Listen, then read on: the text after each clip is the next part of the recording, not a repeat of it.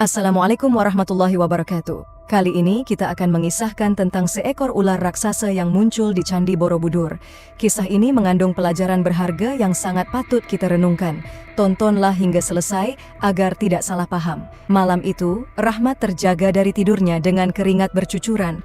Jam dinding kayu yang sudah menemaninya selama belasan tahun menunjukkan pukul 2.30 WIB. Ia duduk termenung di tepi ranjang bambu yang berderit. Masih gemetar mengingat mimpi yang baru saja dialaminya. Di sampingnya, Fatma, istrinya, masih terlelap pulas, tak menyadari kegelisahan yang mendera suaminya. Astagfirullah, bisiknya sambil mengusap wajah yang basah oleh keringat dingin. Udara malam yang masuk melalui celah jendela kayu yang sudah lapuk tak mampu menenangkan jiwanya yang bergejolak. Dalam mimpinya yang terasa begitu nyata, ia bertemu dengan sosok berjubah putih, wajahnya bercahaya, memancarkan aura ketenangan sekaligus kewibawaan. Sosok itu berdiri tegak di puncak Candi Borobudur, memanggil namanya dengan suara yang menggetarkan jiwa hingga ke relung terdalam. Rahmat, Rahmat, dengarlah wahai anak Adam. Suara itu terngiang kembali di telinganya, seolah masih bergema di udara. Di bawah candi ini tersimpan amanah dari para leluhur, ribuan ton emas murni yang harus kau gali dan bagikan kepada yang membutuhkan. Ini adalah tugas suci untukmu, kau telah dipilih Rahmat. Rahmat bangkit perlahan, berusaha tidak membangunkan istrinya. Ia berjalan ke dapur rumahnya yang sederhana, ditemani cahaya remang-remang dari lampu minyak yang hampir kehabisan minyak. Sebagai pedagang sayur di pasar tradisional, hidupnya selalu pas-pasan. Setiap hari ia harus bangun sebelum subuh untuk mengambil dagangan dari petani, lalu berjualan hingga sore hari. Fatma dan dua anaknya, Salma dan Ibrahim, sering mengeluh tentang biaya sekolah yang semakin mencekik.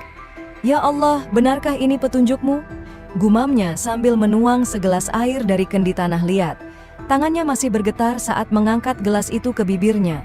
Sosok dalam mimpinya itu begitu meyakinkan.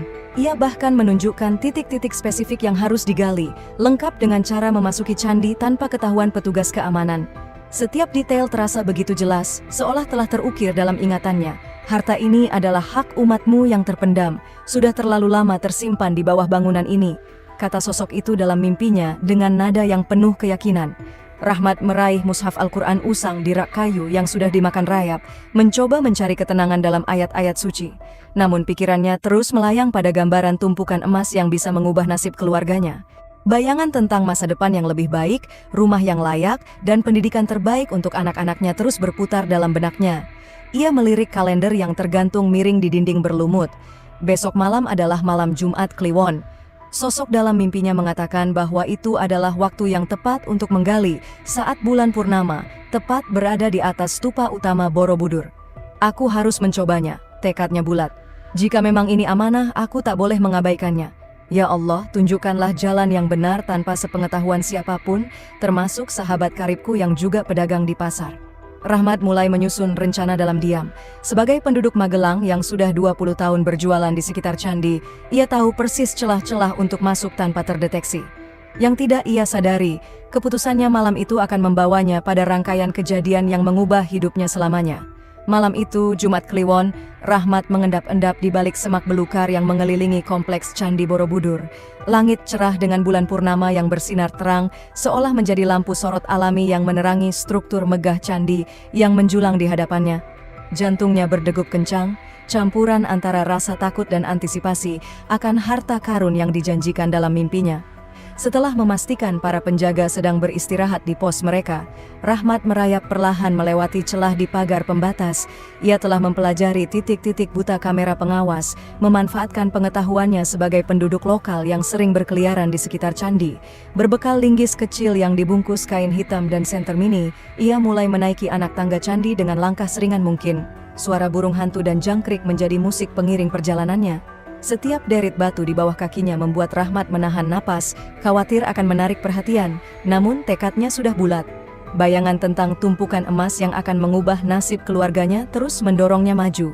Ketika mencapai tingkat ketiga candi, tiba-tiba angin bertiup kencang. Stupa-stupa yang berjajar rapi menciptakan bayangan-bayangan mengerikan di bawah sinar rembulan. Rahmat merasakan bulu kuduknya meremang. Instingnya mengatakan ada sesuatu yang tidak beres. Tepat saat ia hendak mengeluarkan linggis dari bungkusannya, sebuah desisan mengejutkannya. Di antara dua stupa di hadapannya, sepasang mata merah menyala menatap tajam. Perlahan sosok itu bergerak, sisik-sisik hitamnya berkilau ditimpa cahaya bulan. Seekor ular raksasa dengan kepala sebesar drum minyak meliuk-liuk keluar dari persembunyiannya. "Astagfirullah," bisik Rahmat, terpaku. Kakinya seolah terpaku ke tanah. Ular itu mengangkat kepalanya tinggi-tinggi. Lidahnya yang bercabang menjulur-julur mengancam. Ukurannya jauh melampaui ular-ular biasa yang pernah ia lihat di kebun atau sawah. Tanpa pikir panjang, Rahmat membalikkan badan dan berlari secepat yang ia bisa. Linggis dan senternya terjatuh, berbunyi nyaring membentur batu candi. Ia bahkan tidak peduli lagi dengan keberadaan penjaga. Rasa takut telah sepenuhnya menguasai dirinya. Kakinya tersandung-sandung menuruni tangga candi, beberapa kali hampir terjatuh. Sesampainya di rumah, Rahmat mengunci pintu rapat-rapat dan bersembunyi di bawah selimut seperti anak kecil. Tubuhnya masih gemetar hebat, keringat dingin membasahi seluruh pakaiannya. Fatma yang terbangun karena kegaduhan suaminya hanya bisa terheran-heran melihat kondisi Rahmat. "Kenapa, Pak? Habis dari mana?" tanya Fatma dengan khawatir. Rahmat hanya menggeleng lemah, tak sanggup menceritakan pengalamannya. Dalam hati, ia bersumpah tidak akan pernah lagi mendekati candi itu di malam hari. Namun, sosok berjubah putih dalam mimpinya kembali muncul malam itu, kali ini dengan pesan yang berbeda. Malam demi malam berlalu, namun Rahmat tak bisa lepas dari bayang-bayang mimpi itu. Dalam tidurnya, sosok berjubah putih selalu hadir, kali ini dengan bisikan yang lebih menggoda. "Rahmat, kekayaan itu menunggumu. Bayangkan, dengan harta itu, kau bisa membangun masjid untuk kampungmu. Kau bisa menyekolahkan anak-anak yatim. Bukankah itu amal jariyah yang mulia?" Setiap bangun tidur, Rahmat menemukan dirinya bermandi keringat. Fatma semakin khawatir melihat perubahan suaminya. Rahmat yang biasanya ceria kini lebih banyak melamun. Pekerjaannya sebagai petani mulai terabaikan. Matanya yang dulu teduh kini dipenuhi kilatan keserakahan yang tak pernah ia lihat sebelumnya. "Pak, sudah 3 hari Bapak tidak ke sawah. Ada apa sebenarnya? Cerita sama saya," tegur Fatma suatu pagi. Rahmat hanya menggeleng lemah. Bagaimana mungkin ia menceritakan tentang ular raksasa yang dilihatnya, tentang mimpi-mimpi yang menghantuinya, tentang godaan harta yang membuatnya tak bisa tidur nyenyak. Ia mencoba mencari ketenangan dengan sholat dan mengaji, namun bahkan ketika membaca Al-Quran, pikirannya terus melayang ke stupa-stupa Borobudur. Sosok berjubah putih dalam mimpinya mulai memainkan kartu terakhir. "Tidakkah kau lihat kemiskinan di sekelilingmu? Allah telah memberikan kesempatan padamu untuk membantu mereka. Harta itu bukan untukmu sendiri, tapi untuk kemaslahatan umat." Rahmat mulai goyah. Logikanya berperang dengan godaan yang semakin kuat. Ia tahu mencuri adalah dosa, tapi bukankah niatnya mulia? Bukankah ia akan membagikan harta itu untuk kebaikan? Malam-malamnya kini dihabiskan dengan berjalan mondar-mandir di teras rumah. Sesekali ia memandang ke arah Borobudur yang menjulang di kejauhan, berkilau ditimpa cahaya bulan. Sosok ular raksasa itu masih membayangi, namun ketakutannya mulai terkikis oleh obsesi yang semakin menjadi. "Mungkin ular itu hanya ujian," bisiknya pada diri sendiri. "Mungkin aku harus lebih berani." Fatma sering terbangun tengah malam, mendapati sisi tempat tidur suaminya kosong. Dari jendela kamar, ia melihat Rahmat duduk termenung di teras, matanya menerawang jauh. Hatinya semakin cemas. Suaminya yang dulu sederhana dan bersyukur kini seperti orang yang kehilangan arah. "Ya Allah, kembalikan suamiku seperti dulu," doa Fatma dalam hati, air matanya menetes perlahan. Sementara itu, dalam kegelapan malam, sosok berjubah putih tersenyum dingin dalam mimpi Rahmat. Rencananya berjalan sempurna. Mangsa berikutnya hampir siap untuk dijerat. Matahari tepat di atas kepala ketika Rahmat melangkah mantap memasuki kompleks Borobudur. Kali ini ia membawa cangkul yang disembunyikan dalam karung. Keringat mengucur di dahinya, bukan hanya karena terik matahari, tetapi juga karena degup jantungnya yang tak beraturan. "Pak, tiket masuknya?" sapa petugas loket dengan ramah.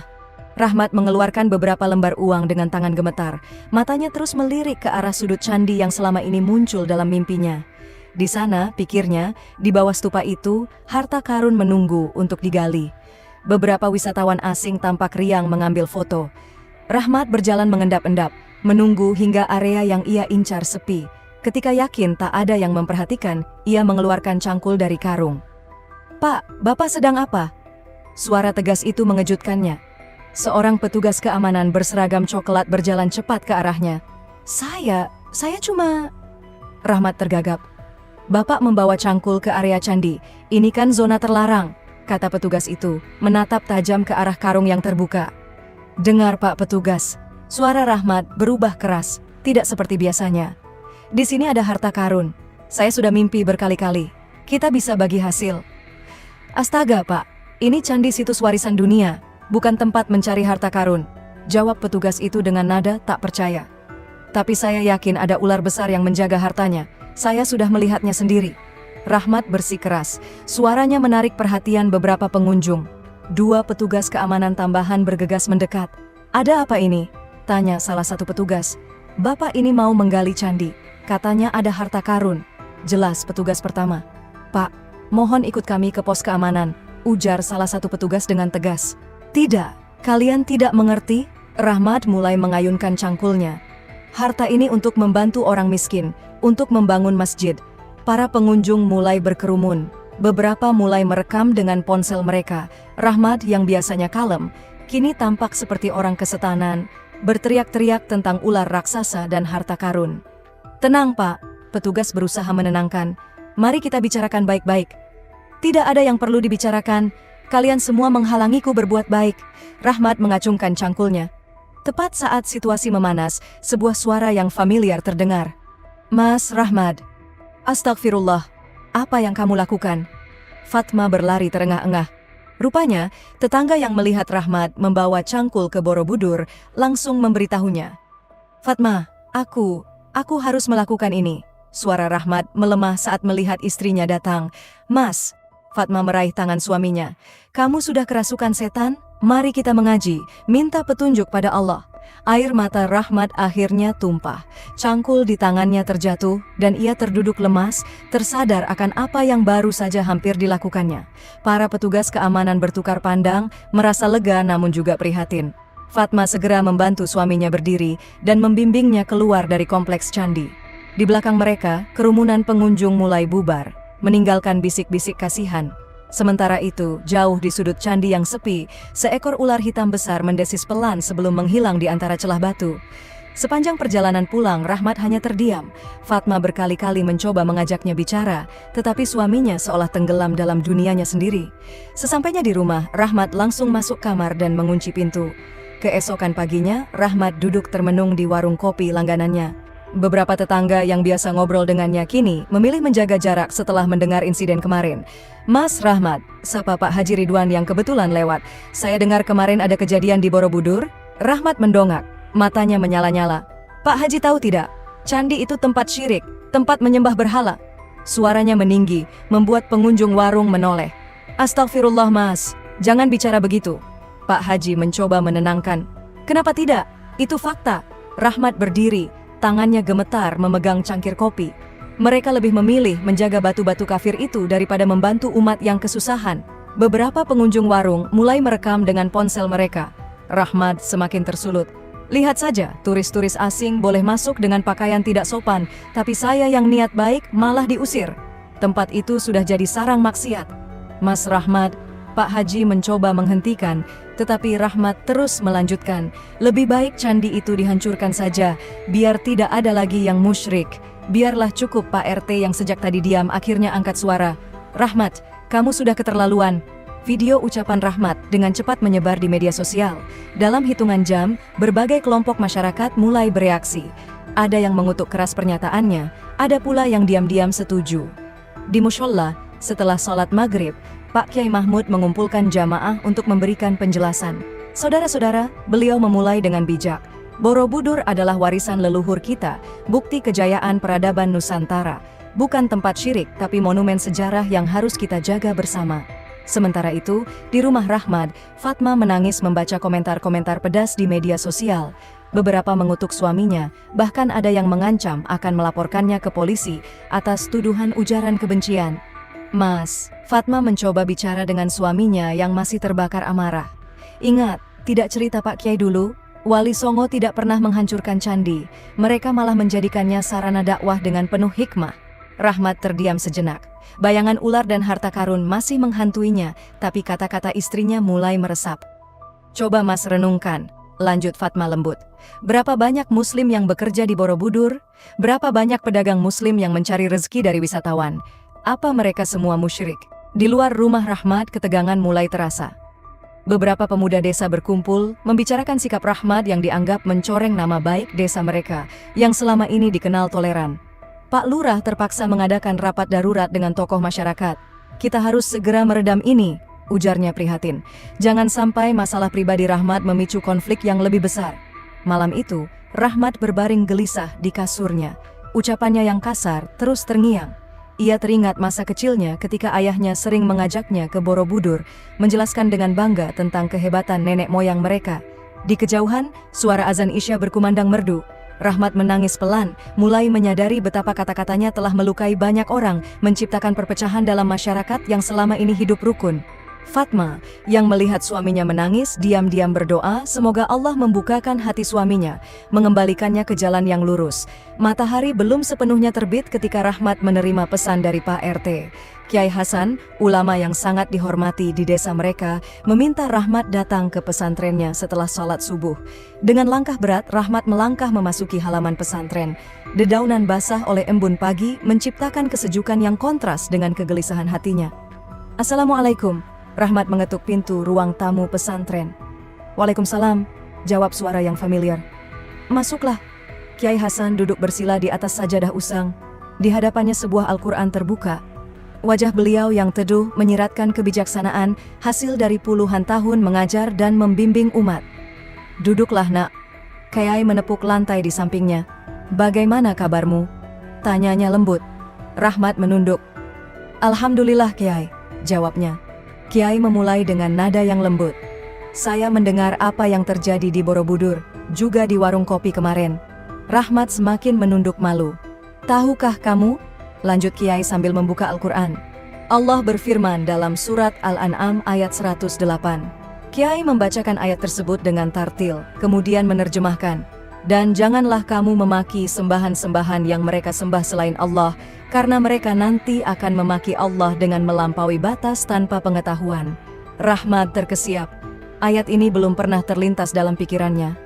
Kita hidup di tengah masyarakat Makkah yang menyembah berhala, Kiai melanjutkan. Tapi Rasulullah tidak pernah sekalipun menghina keyakinan mereka. Bahkan ketika disakiti, beliau tetap mendoakan hidayah untuk mereka. Air mata Rahmat mulai menetes. Ketika Fathu Makkah, Rasulullah bisa saja menghancurkan semua berhala, tapi beliau memilih cara yang bijaksana. Berhala-berhala itu diturunkan dengan penuh hikmah tanpa mencaci atau menghina. Kiai mengambil tasbih tuanya dan melanjutkan. Candi Borobudur memang dibangun sebagai tempat ibadah Buddha, tapi sekarang ia adalah warisan sejarah, bukti kehebatan nenek moyang kita dalam arsitektur dan seni. Bukankah Allah memerintahkan kita untuk berjalan di muka bumi, mengambil pelajaran dari peninggalan umat terdahulu? Rahmat teringat pelajaran sejarah semasa sekolah, bagaimana Wali Songo menyebarkan Islam dengan damai tanpa menghancurkan budaya lokal. Kiai Rahmat memberanikan diri bertanya, tapi Kiai, saya khawatir candi itu membuat orang musyrik. Kiai tersenyum bijak. Rahmat, kemusyrikan itu ada di hati, bukan di bangunan. Banyak muslim yang bekerja di Borobudur. Mereka tetap sholat 5 waktu. Banyak peziarah Buddha yang datang. Mereka tidak mengajak kita pindah agama. Justru dengan menjaga Borobudur, kita menunjukkan keindahan Islam yang rahmatan lil alamin. Tapi Kiai, saya dengar ada harta karun di sana, kata Rahmat ragu. Kiai tertawa kecil. Cerita itu sudah lama beredar. Tapi tahukah kamu harta karun yang sebenarnya? Tanya Kiai.